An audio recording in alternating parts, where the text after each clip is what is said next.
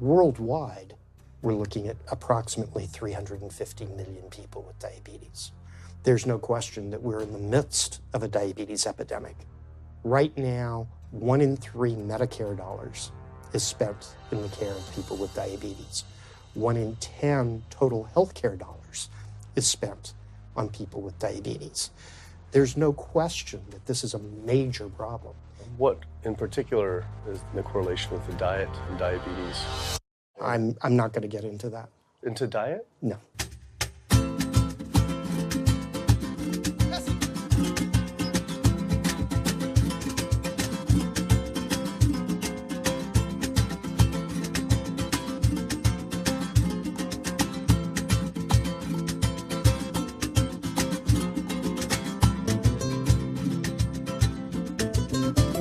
My name's Kip. I'm a filmmaker from San Francisco and I have a confession to make. I'm a recovering hypochondriac. Like so many of us, I have a family history of diabetes, heart disease, and cancer. My dad had his first heart bypass at 49, his second at age 50. My grandpa died young from diabetes complications, and both my other grandpa and grandma died of cancer. I was always paranoid that I would also get one of these diseases. Like any good hypochondriac, WebMD Symptoms Checker was essentially my browser's homepage. Even in my teens, I took Metamucil every day and a daily aspirin. I read all the latest self-diagnosis books, I ate every multivitamin I could get my hands on, and I was obsessed with bodily functions. I followed all the large health organizations' recommendations for preventing disease. I exercise regularly, don't smoke, don't drink soda, get enough sleep, reduce stress, and grew up eating what I thought was a healthy diet. Until... World Health Organization this morning has classified processed meat such as bacon and sausage as carcinogenic, directly involved in causing cancer in humans. Processed meat is clearly linked to an increase in cancer. Hot dogs or bacon could be just as dangerous as smoking cigarettes. The World Health Organization had looked at over 800 studies from 10 different countries, finding a direct link to consuming processed meat and cancer. Just one serving of deli meats daily increases your risks of colorectal cancer by 18%. I had no idea that what we ate affected cancer rates, but I never felt like I had eaten a lot of processed meats until I realized that processed meat includes hot dogs, bacon, sausage, salami, ham, pepperoni, cold cuts, and deli slices, basically everything I grew up eating. The World Health Organization classifies processed meat as a Group 1 carcinogen, the same group as cigarettes, asbestos, and plutonium, and classifies red meat as a Group 2 carcinogen. Was this like I had essentially been smoking my entire childhood? If processed meats are labeled the same as cigarettes, how is it even legal for kids to be eating this way? I thought this was new information, but many of these studies have been around for 50 years. I couldn't believe I'd been eating processed meats virtually my entire life and was just now finding out how dangerous they are. Why hadn't I been hearing about it from the American Cancer Society, the largest cancer group in the nation? When I went on their website, I was shocked to see that none of this information was featured on their homepage. But even more shocking, on their Eat Healthy page, they actually encouraged eating Group 1 carcinogenic foods like processed turkey and canned meats. This is after the World Health Organization reviewed over 800 studies definitively linking processed meat to cancer. Thank you for calling your American Cancer Society. My name is Sam. I'm a cancer information specialist. How may I help you today? Hi, I was calling because I was wondering why you all recommend people to eat processed meat on your website, which the World Health Organization has classified as a Group 1 carcinogen, which is in the same class as tobacco smoking, asbestos, and plutonium. This would be like a lung association having a how to roll your own cigarette section on their website. It's kind of the same thing. But let me just place you on a brief hold because He wasn't able to answer my questions and said someone would get back with me. I had always been concerned about cancer because both my grandma and grandpa died of cancer. I wondered if things would have been different had they known the link between diet and this terrible disease. In the US, 1 out of every 4 deaths is from cancer. Oh, sweet. American Cancer Society rep confirmed an interview this week. So we just went in for the interview with the American Cancer Society rep, and the security guard said there's no interview scheduled. So I went into my phone, and it turns out last night, after I told her that the interview is going to be about the correlation between diet and cancer, she said she could no longer do the interview. After repeated emails asking why she was declining my interview to simply talk about diet and cancer, she stopped responding altogether. Why would an American Cancer Society rep not want to talk about this? I was, however, able to connect with a growing movement of doctors who are willing to talk about the link between the standard American diet and disease. And it goes beyond just cancer. I took my old trusty van, Super Blue, once again out on the road. 2/3 of adults are now overweight or obese, and we have an epidemic cascade of debilitating disease that's overcoming the country. There's no way we can sustain the current style of care with the epidemic that we're creating with our diet and lifestyle choices. The diabetes, the arthritis, the heart disease, the dementia, the obesity, the cancers are affecting about 70% of deaths. All the data is that those 70% of deaths and morbidity are largely lifestyle related and preventable. Most kids by age 10 in the U.S. already have fatty streaks in their arteries, the first stage of atherosclerosis leading to heart attacks, strokes. Here in American medicine, we operate from the disease model.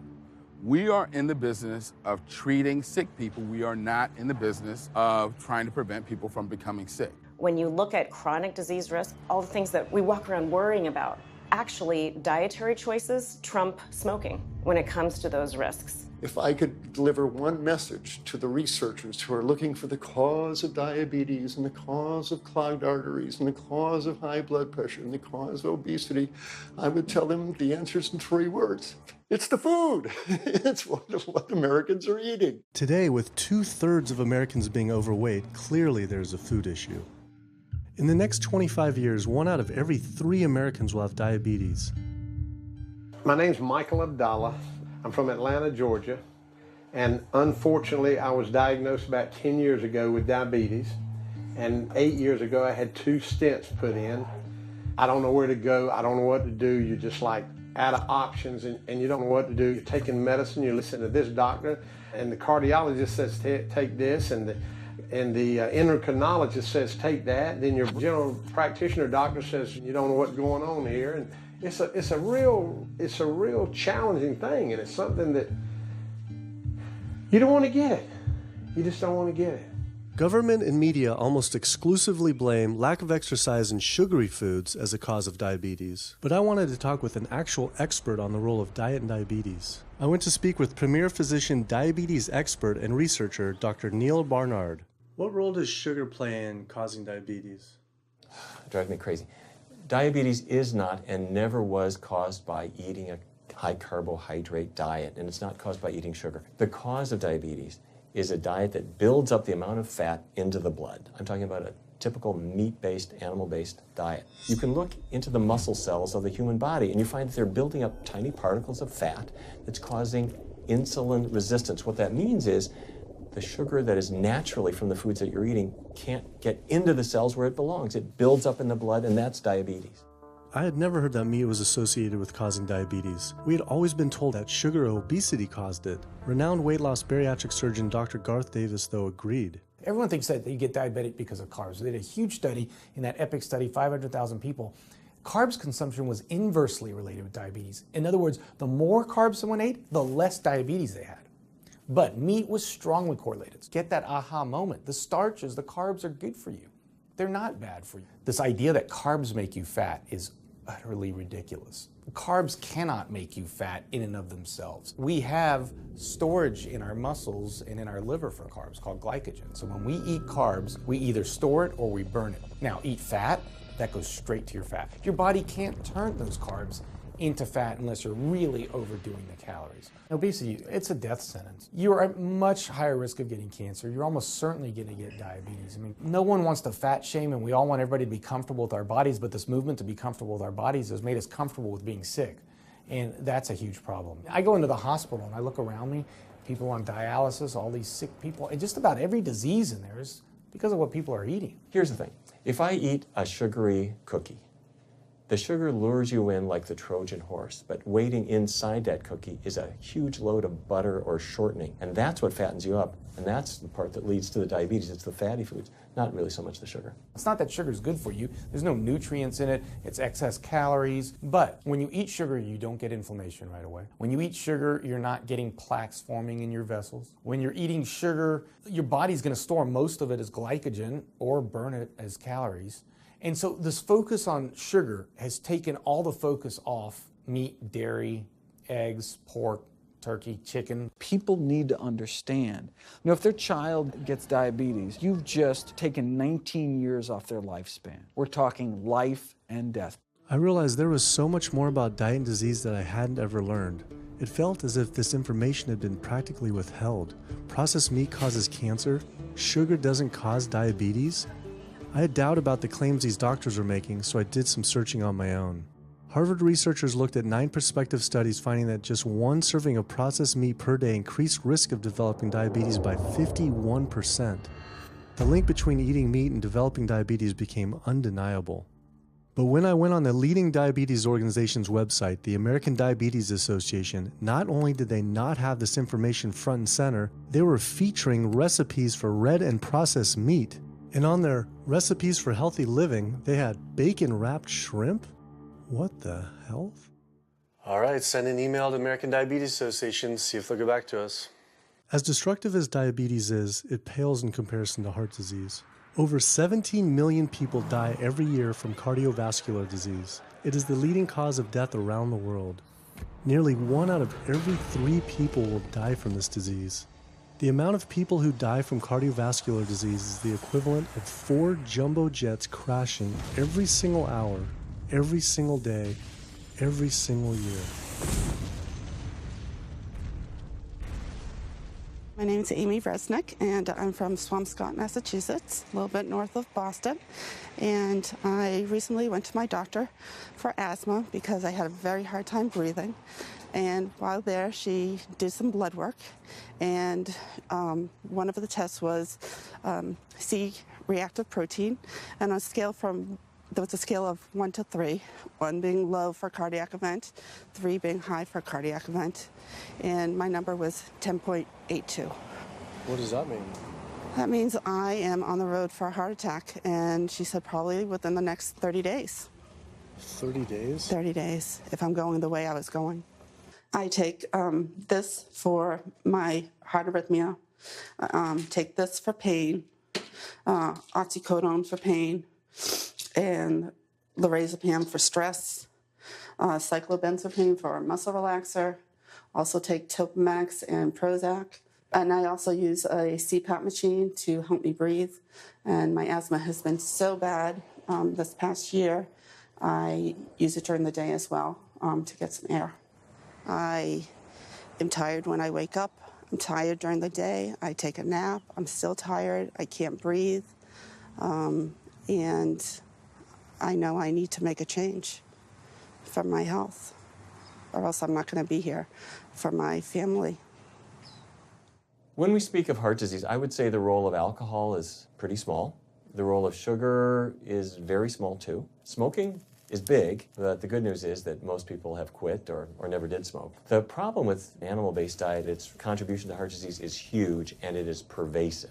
All this expensive imaging, procedures, bypasses, medication, none of which has one solitary single thing to do with the causation of the illness. So you die of a completely benign foodborne illness that never had its causation treated.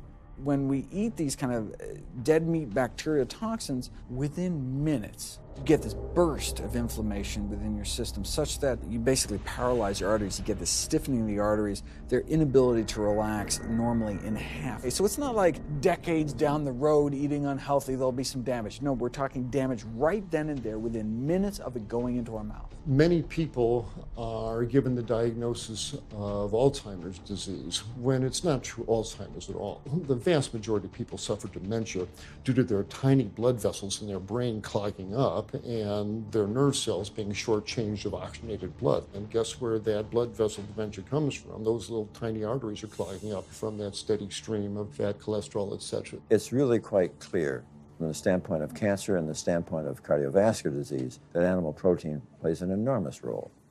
Is chicken better? It's a question of whether you want to be shot or hung. The flesh food that I would eliminate from the American diet would be poultry, would be turkey and chicken. A brilliant advertising campaign has convinced people that, oh, it's white meat, it's healthier. The leading source of sodium in the American diet for adult is chicken. It can be labeled all natural chicken, but be injected with this salt water, I think up to 800 milligrams of sodium. Heterocyclic amines are clear-cut carcinogens, and they can form in any kind of meat as it's heated, as it's cooked. But by far the biggest source is chicken. We sent researchers into fast food and family restaurants. Not only were there carcinogens in every single restaurant, but we found them in every single chicken sample that we took. If somebody brings their family in and they're buying a bucket of chicken, nobody tells them that there are carcinogens. If you're selling carcinogens to people, you've got to warn them that they're in there. But the American Cancer Society encourages people to switch from red and processed meat to chicken. Why would the American Cancer Society tell people to switch from eating one carcinogenic food to another when a Harvard University study showed that men with prostate cancer who eat large amounts of chicken increase their risk of the disease progressing 4 times? The number one dietary source in America of cholesterol is chicken because of the volume of chicken. You know, chicken's become grilled chicken and organic chicken. It's machismo, but it has nearly as much cholesterol per gram as red beef. So just on sheer volume, it's the number one source. Yeah, eggs being close behind. I'd never really thought about eggs much. I just thought of them as a standard part of a healthy diet. But then I found a study suggesting that eating just 1 egg a day can be as bad as smoking 5 cigarettes per day for life expectancy. The yolk of a hen's egg is the most concentrated glom of saturated fat and cholesterol. It is made to run a baby chicken for 21 days with no outside energy. It is pure fat and cholesterol. And when we put that into our bloodstream, it coats our red blood cells. Our blood gets thicker and more viscous. It changes our hormone levels. It raises our cholesterol levels. There's nothing healthy about eating the yolk of the egg. But I thought cholesterol and saturated fat wasn't an issue anymore. You know, these saturated fat studies that have come out trying to vindicate saturated fat, this is a campaign by the dairy industry, right? Number one source of saturated fat is dairy. It's not meat. 2008, the global dairy industry got together at a meeting and explicitly, read their agenda, was to neutralize the negative impact of milk fat by regulators and medical professionals, unquote. So what did? They funded studies. The main study that started the whole saturated fat media craze was funded by the National Dairy Council. The egg industry similarly funds studies that confuse consumers by making claims that eggs don't negatively affect heart function. That is, only when compared to eating a McDonald's sausage McMuffin? So what they're really saying is that eating eggs is just as bad as eating a McMuffin. When you eat foods like beef or steak or a processed meat, a hot dog, you're not just getting saturated fat. You're also getting other additional toxins that are in that food. There's heme iron, carcinogens, processing chemicals. This is all a lot more complicated than just looking at saturated fat. You know, the strategy is not on making their products any safer. The strategy is to just try to confuse the public, to introduce doubt. You know, there's a famous tobacco industry memo. It's called "Doubt is Our Product." That's all they had to do. They didn't have to convince Americans that smoking was healthy, right? They just had to introduce doubt. Then they would win. If there's just enough controversy, people kind of throw up their hands, I don't know what to eat. Confusion is their game. I really don't think people thought what they ate led to heart disease. They think, oh, it's genetic, my parents had it. I don't think people really think that what they ate led to diabetes. I think, oh, my parents had it, I was going to get it. And certainly cancer, they don't think that way. People have bad lifestyles that they've inherited environmentally. They've been exposed to a certain way of eating and living that they've carried on into their adulthood, passed on to their children. That is why they go on to develop the same diseases that their parents and grandparents may have had before them. But it is not inevitable. Even if you have a genetic predisposition, doesn't mean it's going to necessarily manifest. And what determines whether it manifests or not may be those epigenetic variables, the things that you can control, the environmental factors, the dietary factors, the lifestyle factors. So we can actually change the expression of genes, tumor-suppressing genes, tumor-activating genes, by what we eat, what we put into our bodies. So, you know, even if you've been dealt a bad genetic deck, you can still reshuffle it with diet. I had always thought that I would develop heart disease at a young age because both my dad and grandpa had heart attacks. I was taught that they were genetic, but their heart attacks probably had less to do with genes and more to do with their diets high in meat. That's why when I went on the American Heart Association's Heart Healthy Recipes page, I could not believe they had an entire section on beef recipes. This was just like the American Cancer Society encouraging eating Group 1 carcinogens on their site. Meatloaf, pork loin, steak on your recipe list? Are you kidding me? It's like this menu is trying to give people heart attacks. Your website, and we noticed Heart Healthy Recipes, and we were kind of bewildered by why there's a bunch of recipes on, a whole section on beef recipes, and there's also a section on egg recipes when there's such a strong link between beef, red meat, and heart disease. I honestly don't know because I don't do that, I guess. That's not what I do. Another organization rep that wasn't able to answer my questions, but he said that he'd have someone get in touch shortly.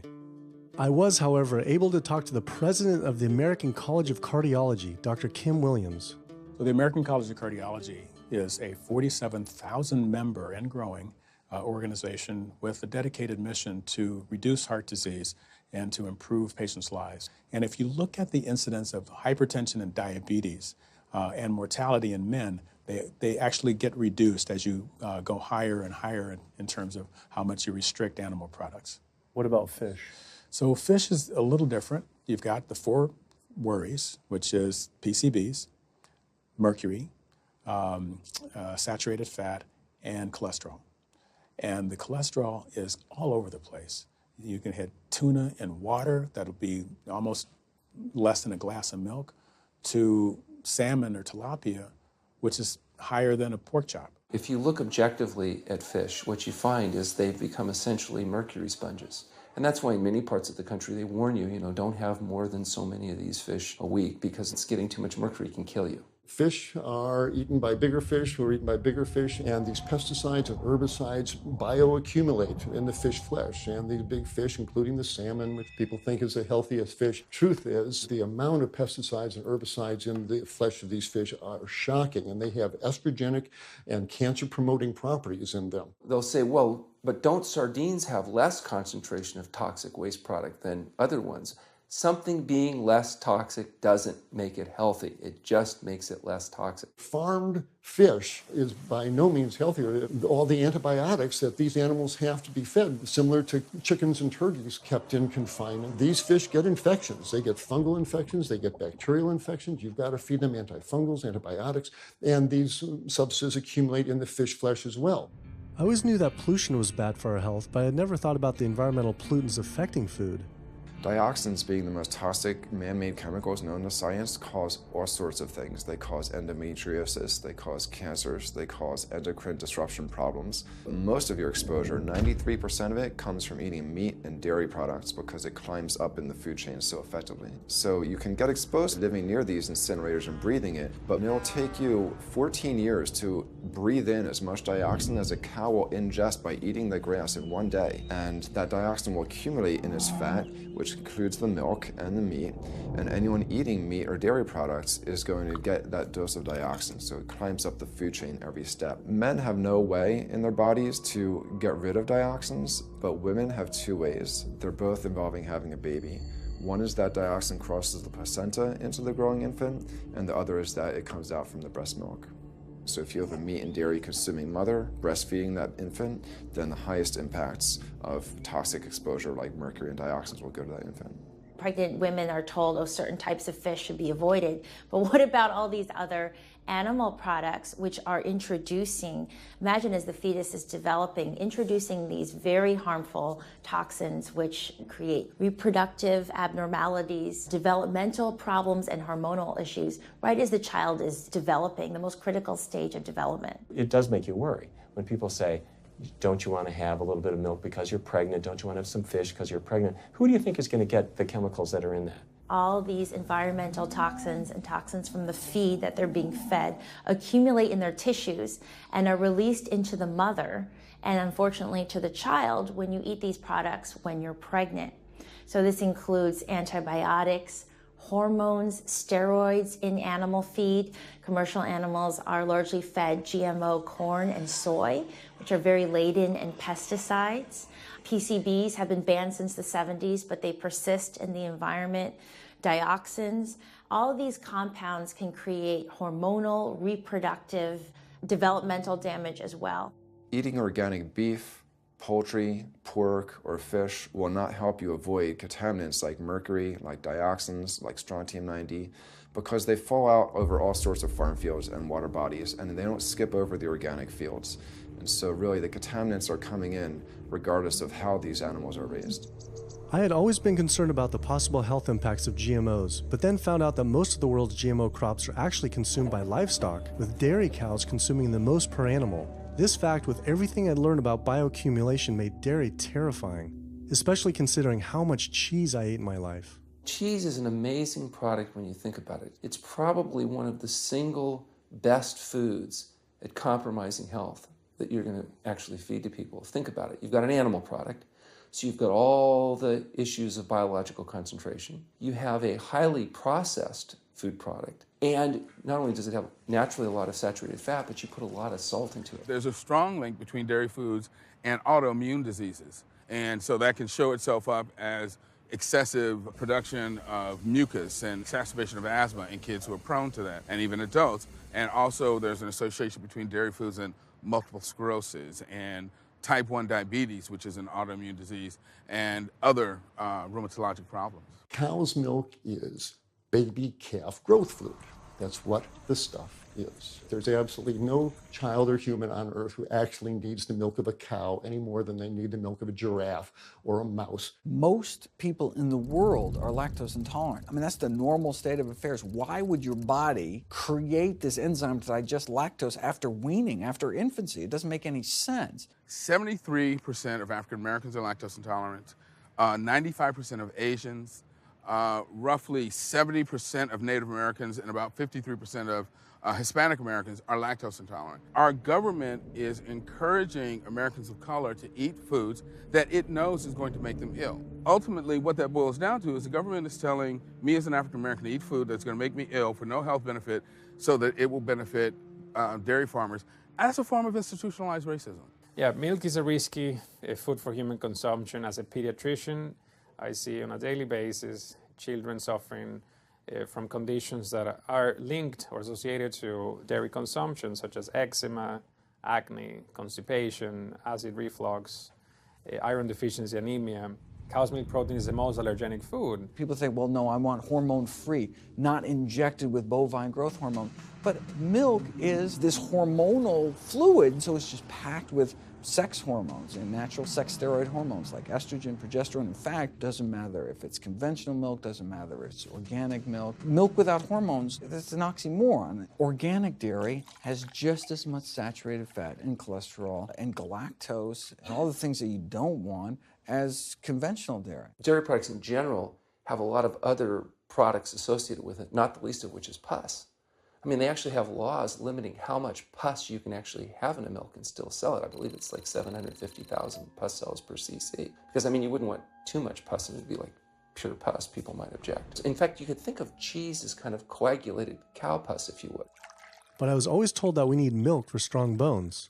I'm Jane Chapman, and not too long ago, finally got some x-rays of the hips and back. Severe bilateral osteoarthritis of the hips. And actually, I'm scheduled for 2 hip replacements. That's bone on bone. It's the grinding of the joints. My stability is scary. I hold on to the walls if I'm at home. I've been told to use a walker. I'm only 61. This is not how you're supposed to live when you're this old. I have a really hard time believing that that's all that's left. Researchers have studied bone development in kids and whether they get stress fractures and that kind of thing. And the kids who drink the most milk have 0 protection. Milk does not build strong bones. Harvard researchers have looked at a large group of older women. Over an 18-year period, the milk drinkers had 0 protection from fractures. So this old notion that somehow milk is going to build strong bones or protect your bones later in life, it's a myth. People that drink milk have higher rates of hip fractures, have more cancer, and live shorter lives. It turns out that countries with the highest dairy consumption also have the highest rates of osteoporosis, so clearly drinking more milk doesn't protect your bones. Doing more research, I found that dairy was linked to many different types of cancer as well. Just like many of us, I thought that the majority of cancer was due to genes, but only 5 to 10% of cancer is actually genetic. Any cancer is caused by a DNA mutation, but that's not enough. So that can cause that first cancer cell, but one cancer cell never killed anyone. 2 cancer cells never killed anyone. But 1 billion cancer cells, now we're running into problems. So we need to reduce the growth factors in our body, like IGF-1. Insulin-like growth factor 1 is this cancer-promoting growth hormone involved in every stage of cancer cell growth and spread and metastases. Any animal protein boosts the level of IGF-1. Dairy products increases your risk for various forms of cancer, especially those related to your hormones. So breast cancer, prostate cancer, ovarian cancer. So this is not a product, even in its most pure state, you want to be consuming because it does come with risk. I found out that dairy can increase a man's chance of getting prostate cancer by 34%. And for women who've had breast cancer, just 1 serving of whole dairy a day can increase their chance of dying from the disease 49%, and dying from anything 64%. Why weren't breast cancer sites like Susan G. Komen warning everyone about this? For calling Susan G. Komen, this is Jocelyn. How may I help you? So we're wondering why you don't have a huge warning about the dangers of consuming dairy on your website when there's a direct link to breast cancer.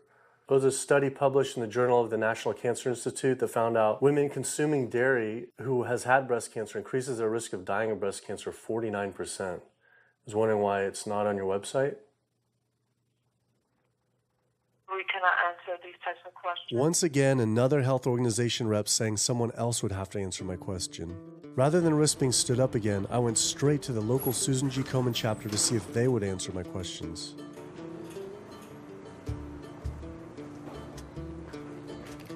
They didn't want to answer my questions in person either, and told us to stop filming, but promised they would connect me to the national office directly. Susan G. Komen's Pink Ribbon campaign had done a lot to raise awareness for breast cancer, although it was confusing to see pink ribbons on dairy yogurt containers. Breast cancer can be prevented with a healthy diet and lifestyle, but we're not. We're talking about pink ribbons and putting all the money into research for the cure. I, for one, know that I would want my daughter, my mother, me, I want to focus on not getting to that point, and that's where I would like to see more energy and effort put.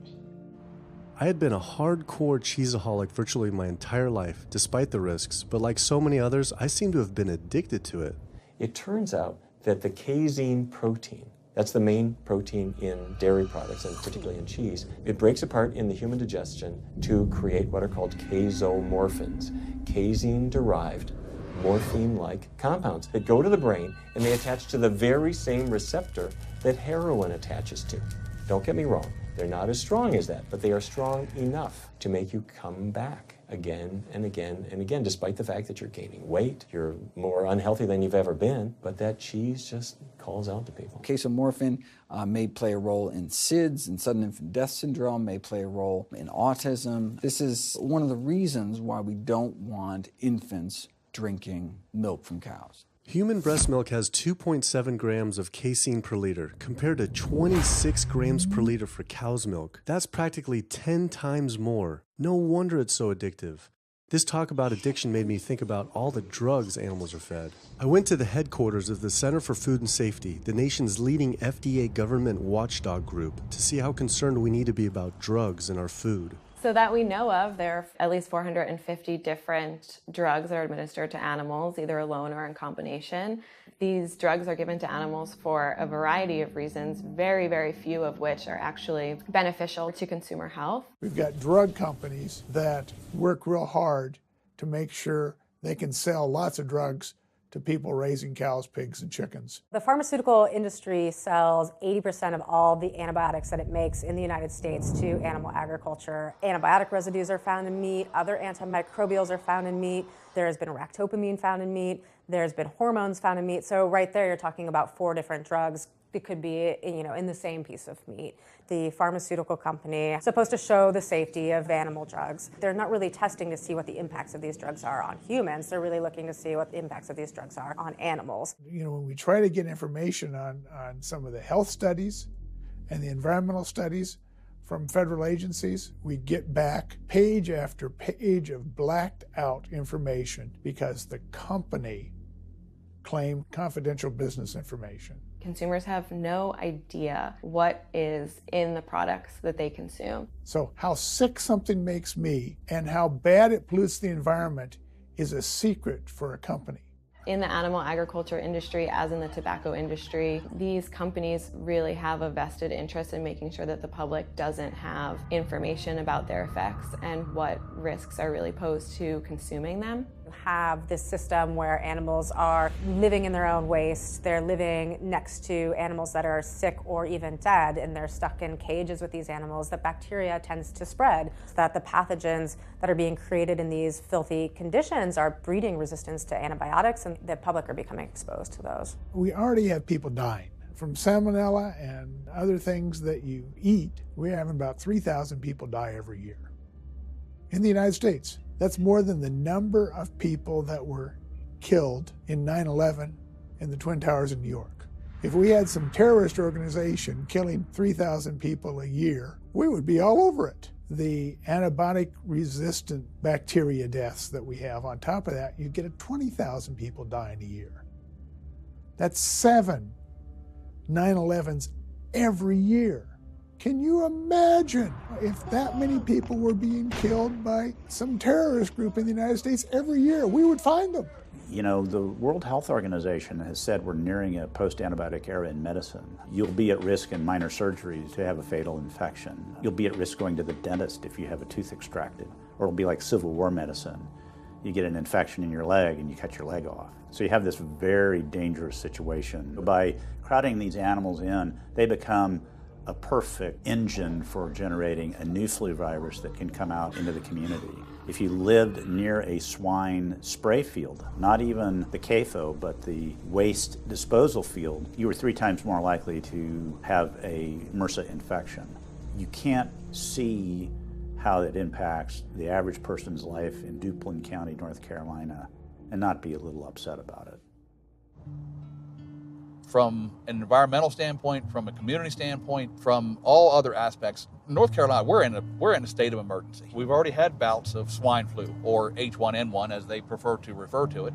That particular swine flu incident was originated on a farm here in North Carolina.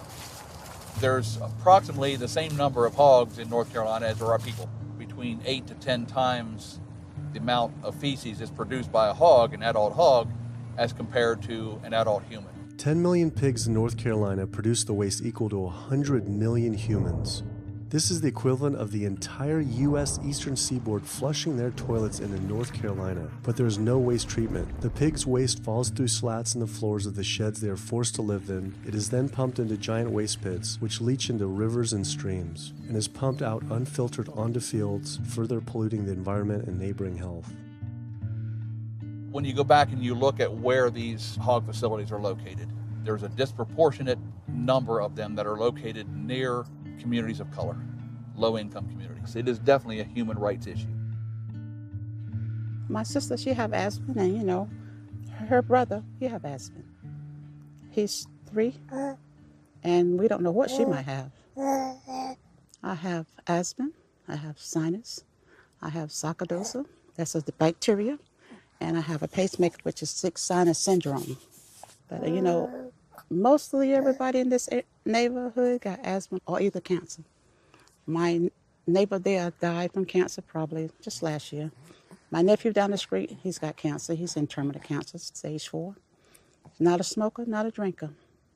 And it's not in his lungs. It's in his lymph nodes. Let's see, if you live here and saw the way they do, you wouldn't eat no pork. Well, I don't eat bacon because I know where it comes from. When they die, they go into a box and they decompose because they swell especially from the heat.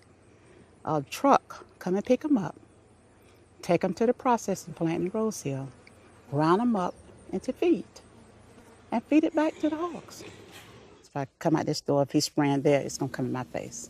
It hit you right in the face. Smell like something that you have never smelled before. It smells worse than a dead body. It's the family graveyard.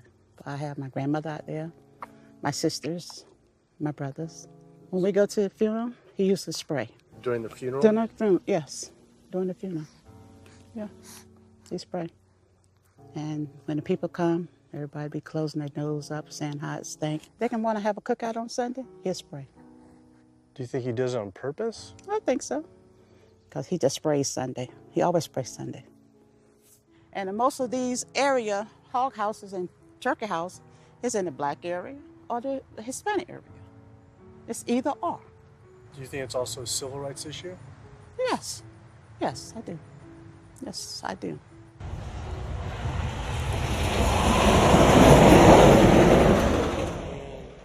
There have been times in the past that I have gotten ready on the Sunday, gotten ready to go to church and come out, and the smell was so strong that I had to go back and regroup because it got in my clothes and I just couldn't go to church smelling like hogs, you know. I just couldn't do it. So I don't think the government cares.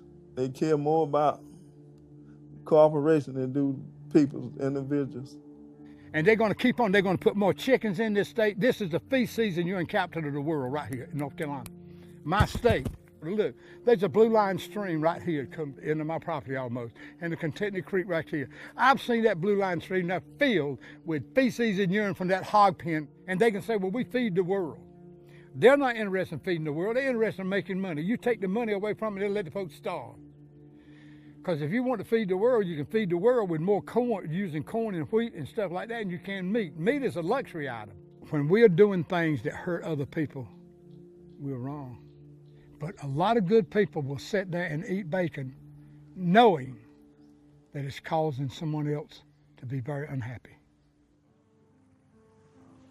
I woke up the next morning to find the Burden River had experienced another massive fish kill from the pollution running off hog farms. Tens of thousands of fish were washing up on shore. All this talk about health, I realized that I was only focused on personal health. But health started to mean so much more to me. It was about health of my family and our communities. I couldn't under good conscience support an industry that I knew was harming others.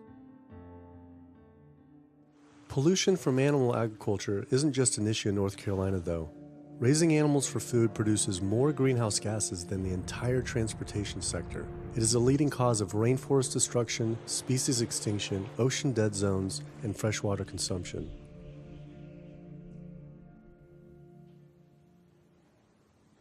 American Diabetes Association actually finally got back and they agreed to an interview.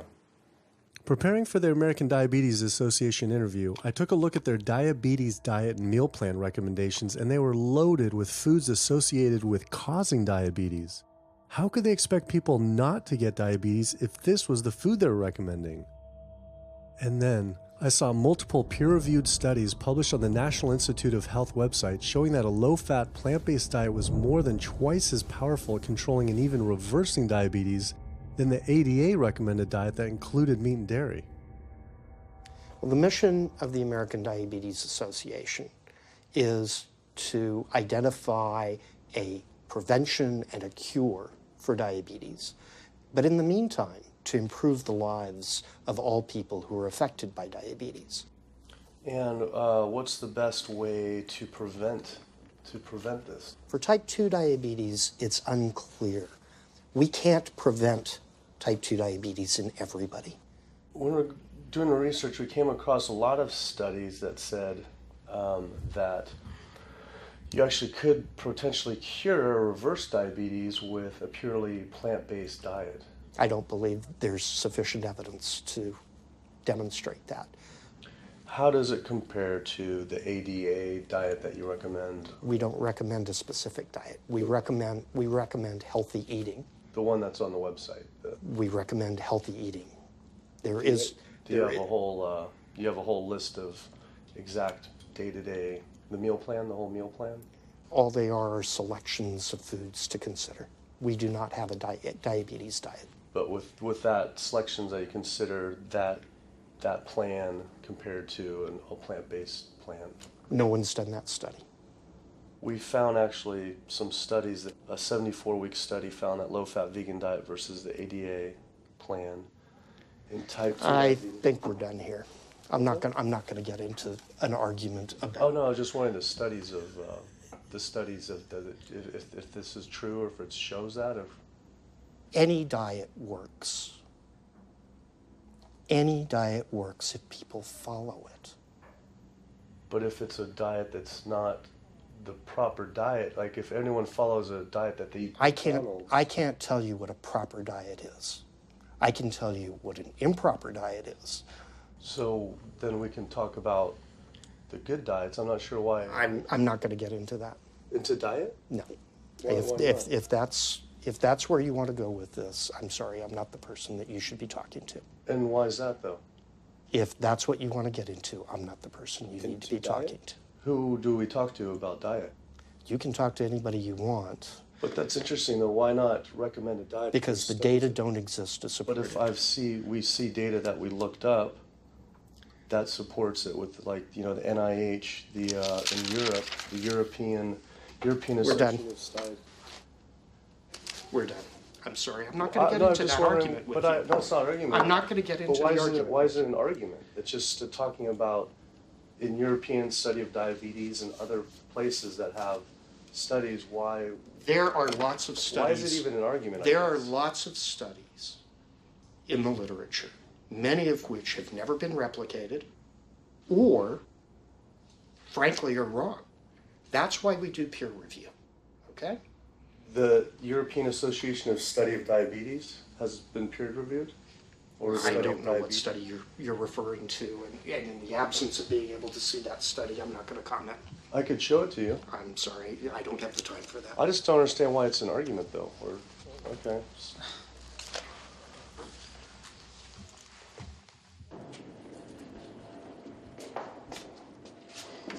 That was interesting.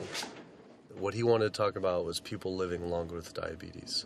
But once you mention eliminating diabetes or prevention, oh, whoa, now you cross the line. Prevention and cure, whoa, let's not go there. Not only did Dr. Ratner, the chief medical officer of the American Diabetes Association, not want to talk about diet, but the fact that he had such an emotional reaction to my question made it feel I was digging into something that he didn't want uncovered. I had always thought there was no prevention for type 1 diabetes, but then I did research and came across countless studies referencing the link between exposure to dairy at a young age and type 1 diabetes. I mean, this is a food made for baby cows. Cow milk protein gets into the bloodstream, and the body says, hey, this isn't supposed to be in the bloodstream. It makes antibodies to the cow milk protein, which then attack the pancreas and destroy the pancreas. How is this possible that ADA wouldn't have this forefront on their website? Why wouldn't they be warning all parents about this, even if there were only a slight chance? Why were they recommending people to actually eat these foods linked to diabetes? It seemed all of the large health organizations were encouraging people to eat the very foods linked to the diseases they're supposed to be fighting against. American Heart Association promoting beef, American Cancer Society promoting processed meat, pink ribbons on dairy products, and bacon-wrapped shrimp on American Diabetes Association. And then it all came together. What if?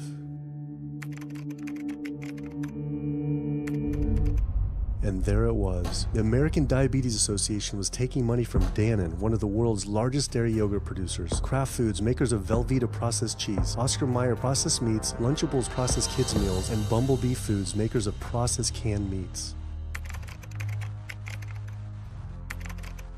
American Cancer Society was taking money from Tyson, one of the world's largest meat producers, and Yum Brand, owner of Pizza Hut, KFC, and Taco Bell. Susan G. Komen was supposed to be fighting breast cancer, was corporate partnering with KFC, Dietz Watson Processed Meats, and Yoplait Yogurt. And the American Heart Association was probably the most disturbing of all, taking hundreds of thousands of dollars from the beef industry, poultry, and dairy producers, and millions from fast food and processed food manufacturers.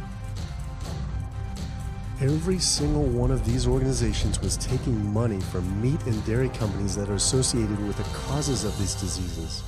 This would be like the American Lung Association taking money from the tobacco industry. I was sick of not getting answers, so I went to the headquarters of these organizations myself. We have to speak to someone in person. There's millions of people dying from the foods that they're recommending people to eat. I wanted to find out why Susan G. Komen had accepted $35 million from Yoplait when their products can increase a woman's chance of dying from breast cancer 49%, and ask American Cancer Society if taking money from KFC and Tyson was the reason they promote eating meat. But every one of these organizations declined to be interviewed.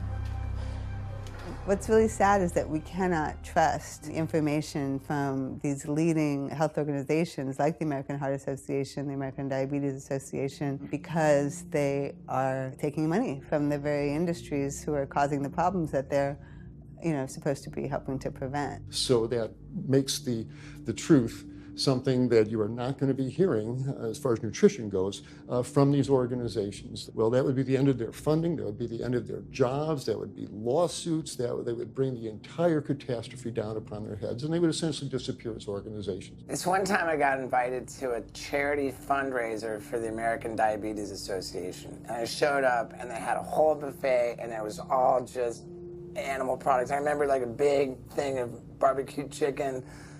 And I was like, I stormed out. I said, like, serving chicken at a diabetes event is like serving alcohol at an AA meeting. It just doesn't make sense.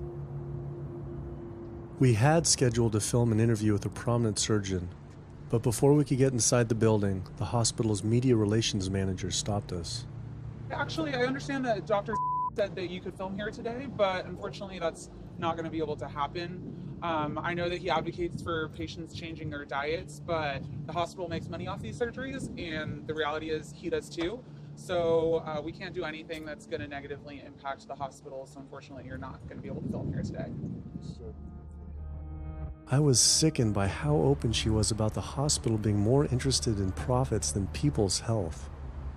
But it wasn't just this hospital or these organizations. Even the U.S. government is involved too.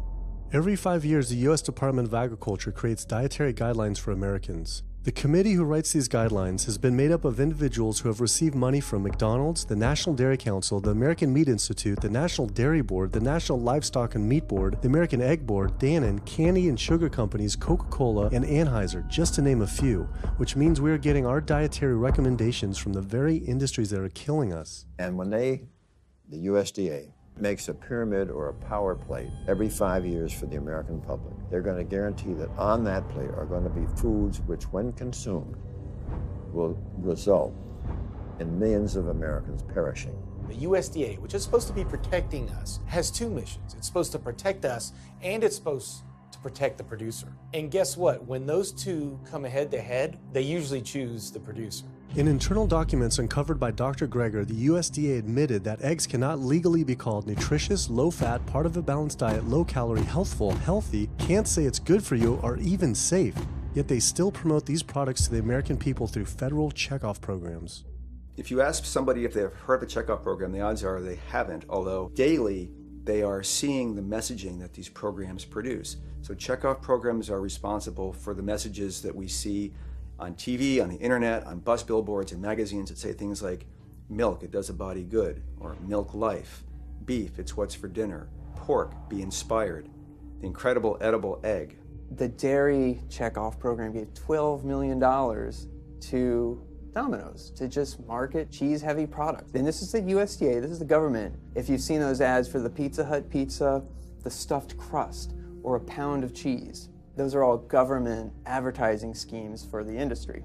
How can we put more cheese on beef? How can we put more milk in a coffee? Things like that to just drive consumption of these just unbelievably unhealthful products. So McDonald's, for instance, has 6 people staffed full-time, according to records we found, whose salaries are paid for by this government program, but funded by the producers who are regulated by it.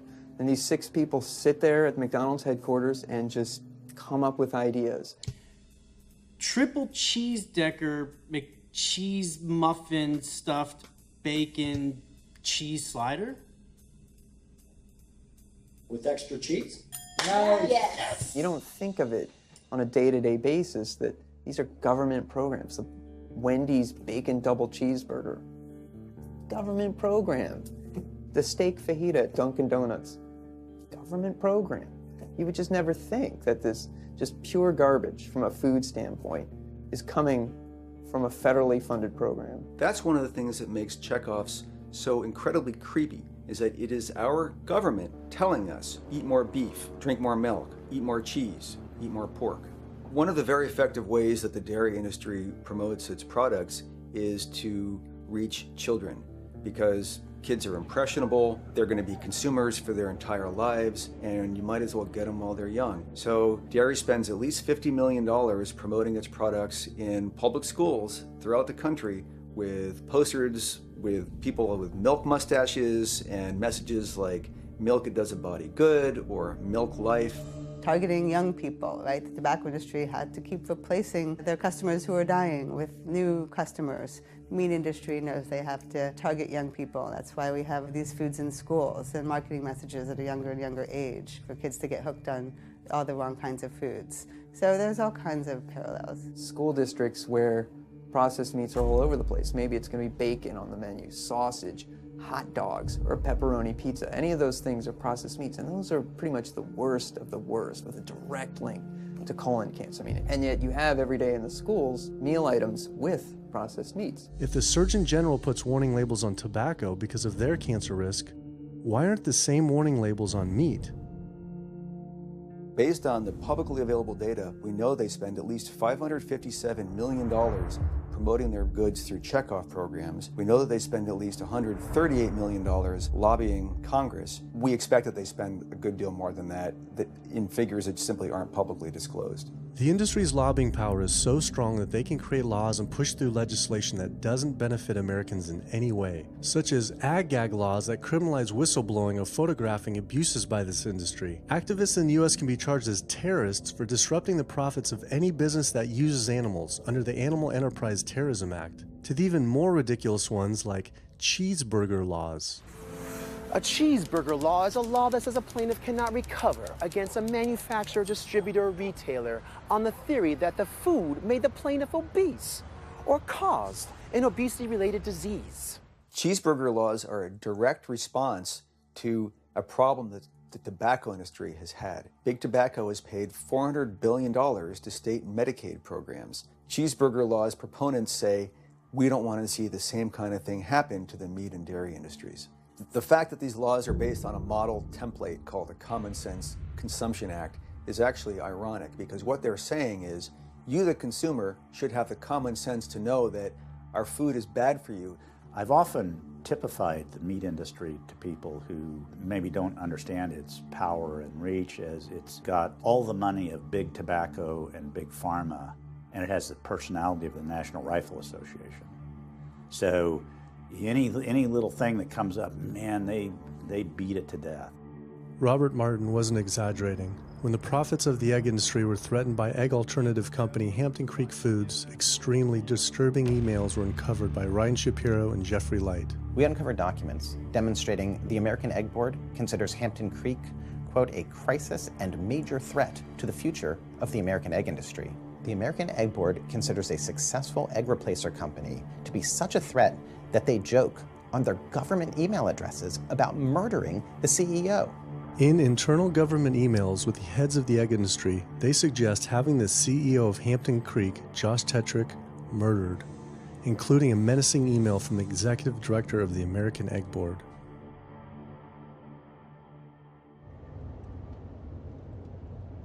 The meat producers don't have to pay for the heart disease or the environmental destruction or any of the other externalities, as economists call them, that their products cause. You know, then there's the whole pharmaceutical aspect of it, and the fact that there's a very strong pharmaceutical industry and lobby that has a huge stake in preserving the status quo. These chronic diseases, these are the cash cows of the pharmaceutical industry. You have a $5 billion stent industry. Do they ever want to see that go away? We've got a $35 billion statin drug industry. Do they ever want to see that go away? I'm talking about the pharmaceutical industry effectively controls what doctors are told. Most research isn't put into prevention, it's put into the medication that we might use for that particular disease.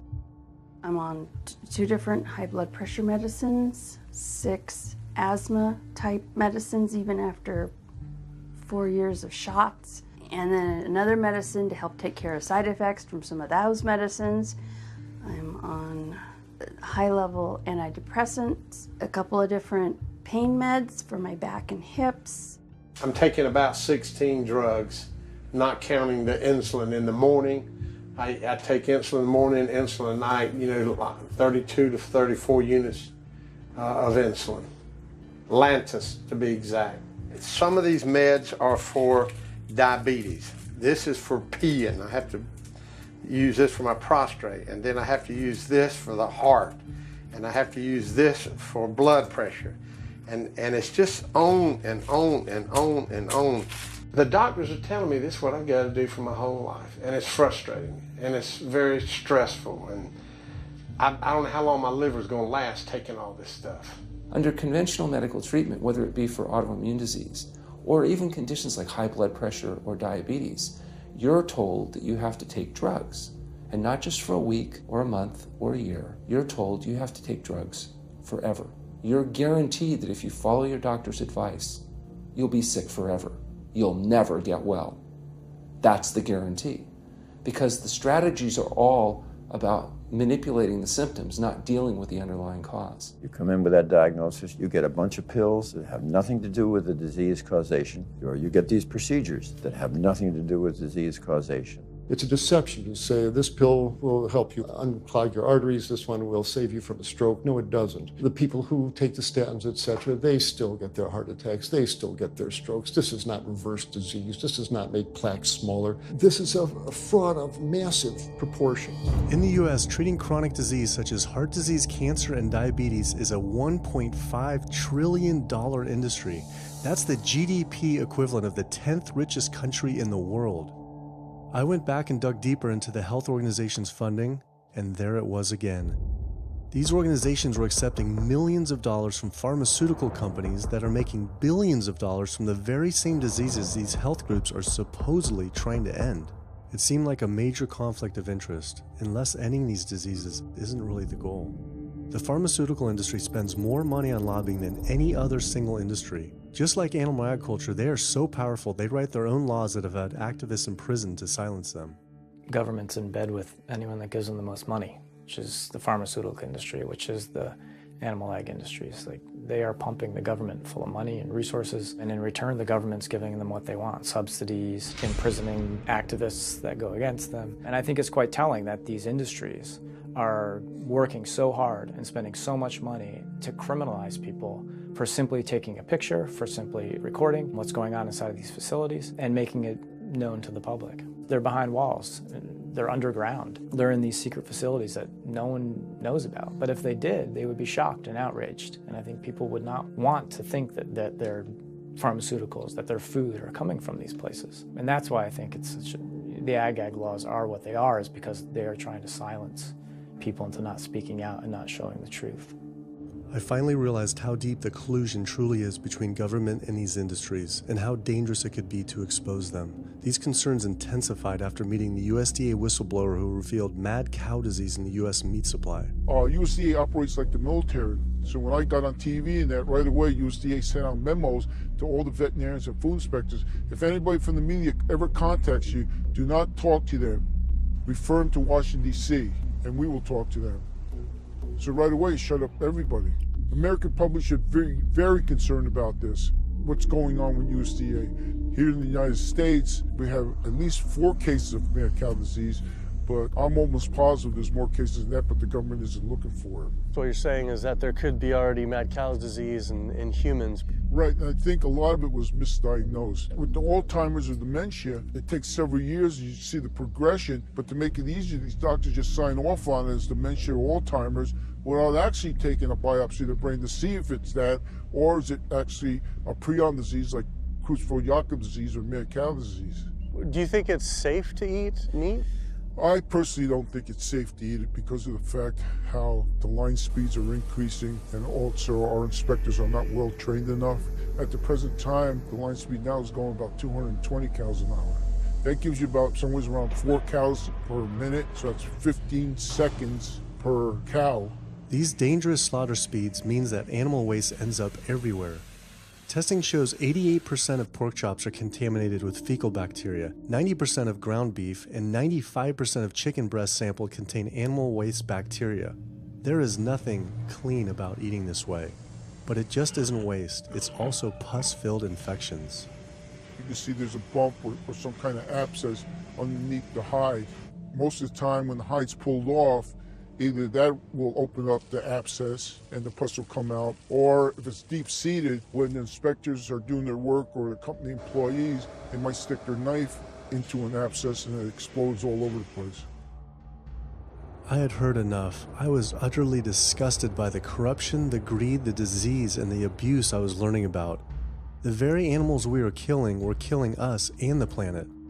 But so many people eat meat and dairy every day of their lives, and we are so concerned about getting enough protein. Do we have to eat meat to get complete protein? Oh my God.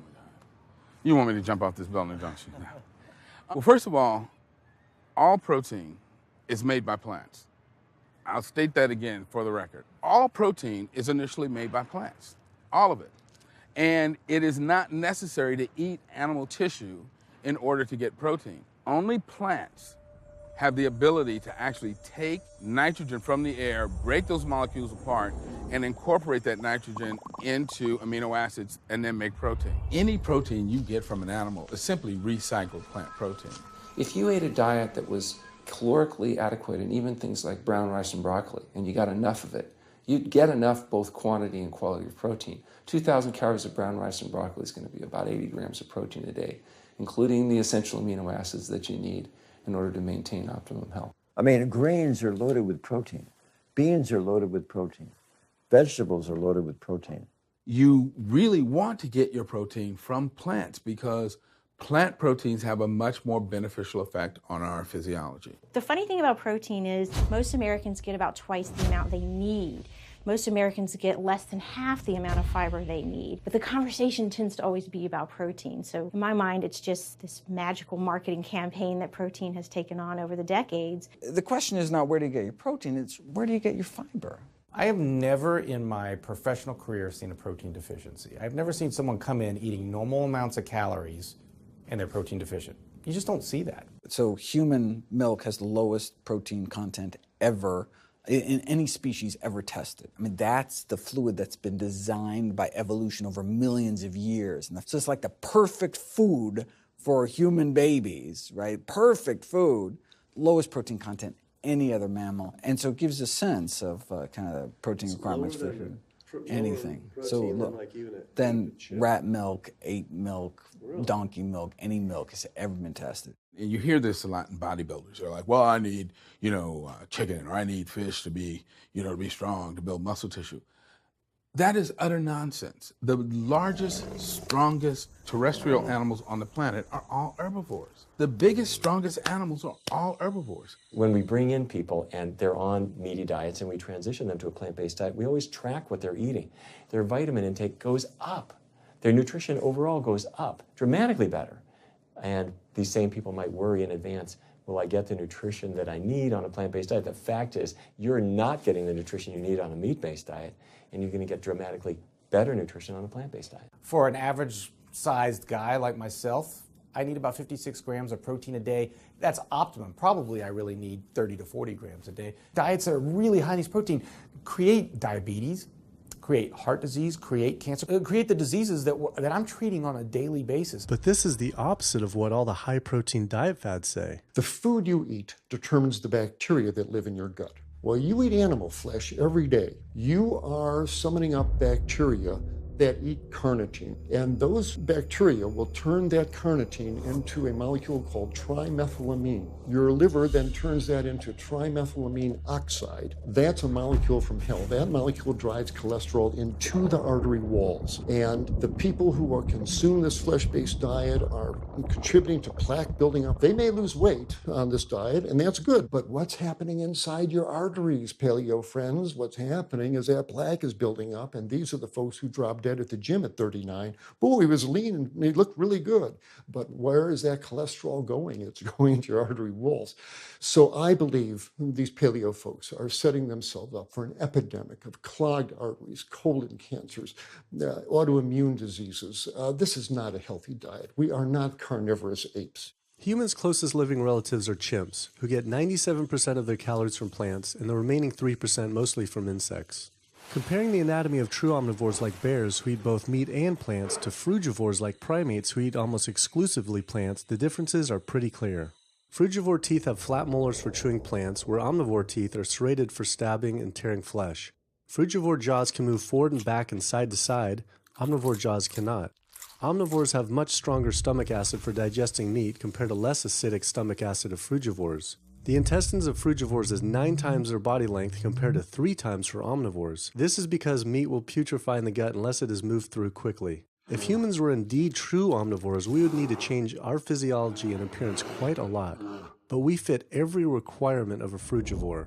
We may behave like omnivores, but anatomically, we're frugivores. Human beings, unlike bears and raccoons, and to some extent dogs, don't have that mixed anatomy and physiology that you see in the true omnivores, and thus we are not true omnivores. In humans, the canines have become really small and rounded and actually function like accessory incisors.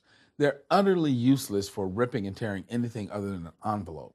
So the idea that the mere presence of the canine somehow means that we're supposed to eat meat is silly. He was right. I always thought my canines were for meat, but what kind of animal could I actually kill and eat raw with these tiny teeth? The thought alone was disgusting. I mean, everybody loves a smoothie made with fruit and even some vegetables, but if you think about putting a fish or a piece of beef in a blender and grinding it up, the thought is absolutely repulsive. All these diseases I had learned about were from eating a diet our body wasn't designed for. What would happen if we started eating a diet our body actually was designed for? The data is crystal clear that you can stop and reverse heart disease with plant-based diets, scientifically shown. I've seen it in my own patients. People who adopt low-fat plant-based diets can actually reverse their heart disease, and that literally means watching the plaque start to go away, something they didn't think could happen. My experience with patients is, and the studies show, that when people adopt a fully plant-based diet, their cholesterol levels plummet within a few days. And if you do blood tests in a couple of weeks, you'll see dramatic improvements. Yes, your numbers are going to look great within a week or two. Your cholesterol can come crashing down. In fact, if you're on medications, your doctor may have to pull off your blood pressure medications so your blood pressure don't drop too low because it can work too good. Like that, the side effect is not having to take drugs. In a groundbreaking study published by Dr. Esselstyn following patients suffering from cardiovascular disease, 99.4% were able to avoid major cardiac events by going plant-based. Because it's not just heart disease. It's hypertension, it's diabetes, it's strokes, it's heart attacks, it's several of the autoimmune diseases, lupus, asthma, GERD, osteoporosis. I mean, there's a multitude of diseases, even rheumatoid arthritis. It can be so dramatic. When you see these poor souls with just absolutely crippled with rheumatoid arthritis go plant-based, then they come off their medication. I wanted to follow up with Jane Chapman, who had been suffering from severe osteoarthritis, and I could not believe what I saw after only a few weeks of fasting and changing her diet. So it's so amazing to see like this only a few weeks later. I know. From going from the walker, needing wheelchair assistance at the airport, to strolling down the street, enjoying the fresh air, the sunshine. 2 weeks. It's all it took, 2 weeks to get off all the meds and start to feel the inflammation just kind of drain out of the body, where the movement was much easier. Just a lot of healing occurred very, very rapidly just by doing the right things for your body. When you're treating diseases with drugs, you know, there's one drug you take for cholesterol, a different class of drugs you take for high blood pressure, different class of drugs you take for diabetes. But with diet, a plant-based diet affects all these diseases, one diet to kind of rule them all. The impacts of eating this way go far beyond ourselves. By getting rid of heart disease alone, we would save up to $48 trillion in the USA, 3 times the US GDP. Conditions like high blood pressure, you don't have to take the drugs the rest of your life and be sick forever. What you can do is live in such a way that it gives the body a chance to heal itself. We took 174 consecutive patients with high blood pressure, and 174 people were able to lower their blood pressure enough to eliminate the need for medication. For inflammatory bowel disease like Crohn's, the best remission rates ever achieved through a plant-based diet. MS, multiple sclerosis, the best results ever achieved compared to any medical, surgical, any kind of intervention was a plant-based diet. You can see that with every sequential reduction in animal products, people live longer, they have less heart disease, they have less cancer, they have less diabetes. You can actually take human cancer cells, you put them in a petri dish, and you can drip the blood of those eating vegan, get about 72% suppression in human prostate cancer cell growth in vitro. They wanted to try this again with women and breast cancer. So they said, let's see what a plant-based diet can do. After just 2 weeks, their bodies cleaned up. You drop their blood on the same carpet of cancer cells. You can clear off the whole plate. This is after just 2 weeks eating healthy, which raises the question, what kind of blood do we want in our bodies? My background is in industrial and systems engineering, and that was my career path for a long time until I got thyroid cancer, and everything changed from there. I decided that I wanted to try alternative methods and treatments rather than have surgery and have my thyroid removed, which meant I'd be on medication forever, and I didn't want that. I just started reading how a plant-based diet can heal the body, and it has worked for so many people. So I immediately just switched to a completely whole food plant-based diet. After a year, the cancer was completely gone, and my thyroid had shrunk to normal size, and I was completely free of that. This was tough to believe. Couldn't this all just be from eating healthier though, like no sugar? Turns out Dr. Walter Kempner from Duke University back in the 1940s was reversing some of our worst killer diseases with diet alone. And the diet he was using was not only strictly plant-based, but it was made up of white rice, fruit, and table sugar. And he was reversing diabetes, he was reversing malignant hypertension, reversing heart disease, the diabetic complications, reversing diabetic blindness. So these people basically had death sentences, went to him, and were given basically sugar, this horrible diet, but it was strictly plant-based. If this information had been around since the 1940s, why don't all doctors know this? We're not taught about the power of food in medical school. No one is taught that the changes that we make with our diet are probably the single most powerful thing we can do to determine our destiny. It trumps our genetics. Why isn't your doctor telling this? Odds are your doctor never learned any of this. In fact, there was even a bill introduced just mandating physicians get 7 hours nutrition training every couple years, just to kind of stay on top of it. And who came out against that? The California Medical Association. Even the family physicians, the surgeons, all the mainstream medical groups came out opposed. It's 7 hours. That's a lot, even if it's over 1 4-year period. So they're not just kind of neutral, but they're actually actively opposing nutrition education. Ironically, when patients come to doctors with questions, they assume that the doctor knows something about nutrition, and so it's kind of a double whammy that doctors haven't been taught much about nutrition. Why don't we hear about this from dietitians when nutrition is their entire specialty? Turns out the American Nutrition and Dietetics Association puts out nutrition fact sheets written by the industries themselves. The industries pay $20,000 per fact sheet and explicitly take part in writing them. So you can learn about eggs from the egg industry, and you can learn about lamb from the lamb industry. This would be like learning about the benefits of smoking from the tobacco industry. When people are eating meat, I think of it as a bit like smoking. It's sort of Russian roulette. You may not get diabetes, but your chances of getting diabetes, about 1 in 3. You may not get cancer, but your chances, if you're a man, about 1 in 2. A woman, 1 in 3. Your chances of gaining weight, 2 out of 3. It's not all diet, but most of it is. The best thing that you can do to make sure that you empty all those bullets out of the chamber and you're not taking risks with your health is to get the animal products out of your diet and eat healthy foods. I came to True North to help me with my asthma and to lose a little weight, and it's amazing. Just in 2 weeks of changing my diet, don't have to take any asthma medication, no antidepressants, no pain medication, no heart medication, nothing, no medications at all. And it's just incredible. I was taking Oxy and Advil, and I was taking 800 milligrams of Motrin 3 times a day just to get through the day because I was in so much pain. And now, nothing. Wow. Nothing at all. 2 weeks. 2 weeks, So 14 days. All that medication, you're completely off. Completely off everything. It's just been so frustrating to me because I went to so many different doctors for help, and I tried so many different medications to help me with my asthma, and nothing helped, and I was stuck on the couch for the last 10 months, unable to breathe. And now in 2 weeks' time, 14 days, I'm off my medication, and I can breathe, and I feel good, and I can walk. My life has changed, and it only took 2 weeks of a whole plant-based diet.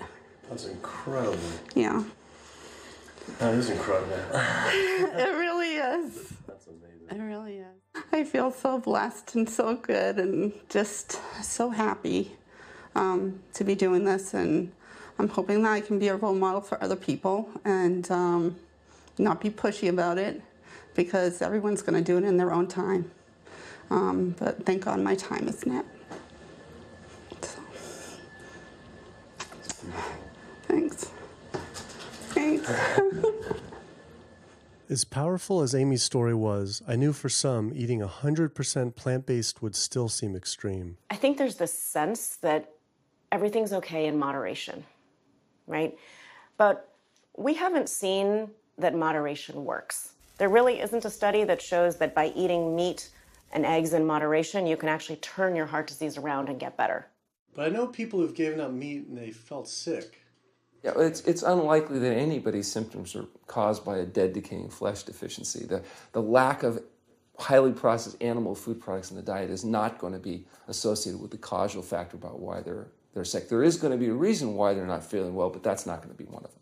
So I've had people go vegan, and they come back to me, and they're like, I'm hypothyroid, and my doctor says I'm hypothyroid because plant-based diet makes you hypothyroid. I'm like, so what does your doctor tell all his meat eaters that are hypothyroid? Boy, what's an animal flesh or dairy that you can't get in plant-based? Cholesterol, heterocyclic amines, E. coli. You know, if you think about it, there is nothing in an animal-based diet that you can't get in healthier form somewhere else. The only other vitamin is vitamin B12. It's not made by plants, not made by animals either, made by little microbes that blanket the earth. So because the way we live in our sanitized world, unless you're eating bacteria-contaminated foods, we need to get a source of B12 from somewhere. And so the healthiest, cheapest, safest source is to get a vitamin B12 fortified food or vitamin B12 supplement, not to get it from meat and dairy. What about people who say they have to eat meat for their blood type or their genes? I mean, it's just like I need meat because I'm a Capricorn, or I need meat because I have an A+ blood. I mean, it's like, what do you say? No one has to eat meat. I mean, there's no vitamin, mineral, nutrient that you can't get from non-animal sources. Valentine's Day, I decided to go vegan and give up all meat, which was never in my thoughts in a million years, but I've heard so much success from people that are vegan. And so I gave up all animal products whatsoever. I've lost 29 pounds. I've been able to cut my meds in half. I've been able to cut my insulin in half. And now I'm going for the moon. I'm going to cut it all out. In the last 6 weeks, we've just had 3 grandchildren. And my ugly face is going to be around to see them graduate from high school and college. I'm going to be here. My mission is to let everybody know you do not have to suffer from diabetes and cancer and heart disease because someone in your family had it or because the doctors are telling you this is what's going to happen. You can take charge of your health and have a positive outcome just like I did. The reason I'm so committed to this is, my grandmother had diabetes, and I didn't know what I know now about healing the body. And if I did, I feel like she could have lived at least a few years longer. And so it's in her honor that I do what I do. Because I could save someone else's grandmother, aunt, uncle, father from that, So I'm excited about getting the message out there. There's a common belief that eating plant-based is expensive. Not at all. It can be done in a very inexpensive way where you buy foods that are in season and you shop in the bulk bins, and that saves a lot of money. You can eliminate a lot of your expenses on your grocery bill by not buying meat and dairy because those things are expensive. Our meal plan for a family of 4 is $25 per person in the family. 2064 is your total. 2064, whoa. That's for an entire week of food. Really? An exploding movement of elite athletes are utilizing vegan diets to heal injuries, speed recovery times, and enhance their performance. Before I was vegan, I was only bench pressing 315 like 5 times. Then after going vegan, I was doing 400, 425, 465. And I was like, oh my God, this is amazing. I'm vegan and I'm bench pressing 465 pounds. This is ridiculous. And as soon as I went vegan, tendonitis started disappearing. My strength in my right arm started coming back. High blood pressure was going down. You can't be strong and be dying on the inside. That's not strong. That's weak. That's really weak because yeah, you look big and strong on the outside. Yeah, big man. No, but your heart's crying for help on the inside. You're dying. I'm a professional parkour athlete, a two-time world freerunning champion, and more recently I got into Ninja Warrior, where I'm captain of Team Europe as we won USA versus the world. For something like Ninja Warrior and parkour specifically, you really need to have a good strength to body weight ratio. So I was carrying mass that I really didn't need. And when I went vegan, I lost 15, 20 pounds. I was more agile, I was more efficient, more stamina in my body. Just that extra bit of pop that I didn't have before, it just gave me that extra strength. So this is a very vibrant way to live. It can enhance you as an athlete. For me, 100% better athlete than I was before. It unlocked a whole new chapter of my training. The science is there, the health is there, the athletes are there proving that you don't need to eat dead animals to be strong, to be healthy. I started working out when I was 47 years old. All the muscles you see, I gained as vegan. I gained 15 pounds of muscles on my body, eating all plant-based vegan foods. All the aches and pains in my body, it just went away. Because I'm not ingesting so many inflaming foods, the acidic foods that animal products are. Gorillas, rhinos, and elephants, they all get their muscles and strength from eating plants. That's what I do. I travel all around the world for my surfing, and I've always been able to eat vegan. I feel like if you want something, you can make it happen. I just don't make any excuses. I would never not be vegan now that I know all the benefits and now that I know how it feels to be vegan.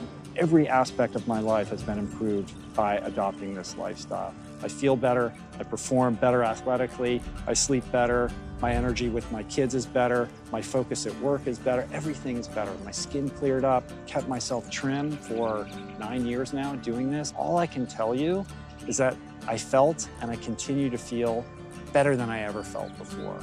My friend Jason Lester and I were the first people to do this challenge called Epic 5, which entailed doing 5 Ironmans on 5 Hawaiian islands in under a week. An Ironman is a 2.4-mile swim followed by a 112-mile bike and then running a marathon, 26.2 miles after that. So we did 5 of those in a row on 5 different islands in a little under a week.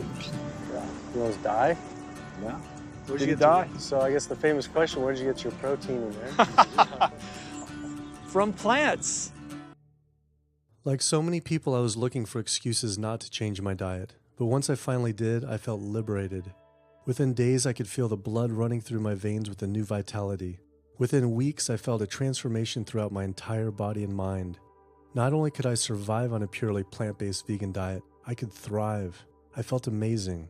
I competed in my first marathon in 6 years, training half the amount and beat my personal record by 23 minutes. Less than a month later, I did my first full Ironman. Although I could possibly get away with eating a little bit of meat and dairy without ill effects to my personal health, I could no longer willingly support an industry I knew was causing so much suffering to communities, families, and all life on the planet. A whole new world opened up. I felt whole again, connected to a greater sense of what true health is, and where true health doesn't end with me, but begins with us.